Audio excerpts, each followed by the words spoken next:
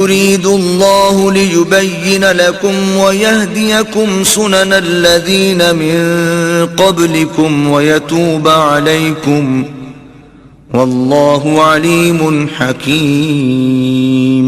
اللہ چاہتا ہے کہ اپنی آیتیں تم سے کھول کھول کر بیان فرمائے اور تم کو اگلے لوگوں کے طریقے بتائے اور تم پر مہربانی کرے، اور اللہ جاننے والا اور حکمت والا ہے۔ واللہ یرید ان یتوب علیکم ویرید الذین یتبعون الشہوات ان تمیلوا میلا عظیما۔ اور اللہ تو چاہتا ہے کہ تم پر مہربانی کرے، اور جو لوگ اپنی خواہشوں کے پیچھے چلتے ہیں وہ چاہتے ہیں کہ تم سیدھے رستے سے بھٹک کر دور جا پڑو۔ یرید اللہ ان یخفف عنکم وخلق الانسان ضعیفا۔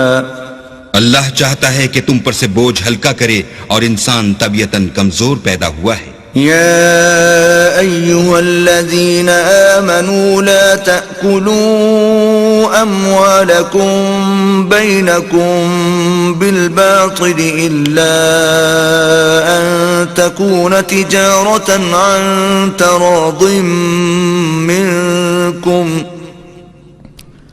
ولا تقتلوا أنفسكم ان اللہ کان بکم رحیما۔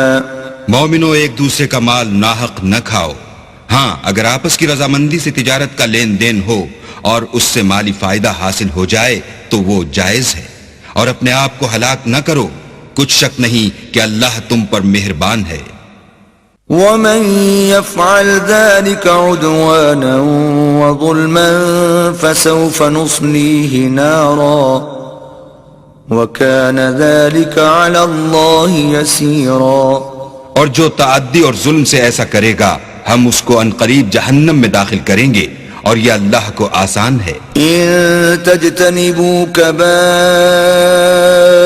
مَا تُنْهَوْنَ عَنْهُ نُكَفِّرْ عَنْكُمْ سَيِّئَاتِكُمْ وَنُدْخِلْكُمْ مُدْخَلًا كَرِيمًا۔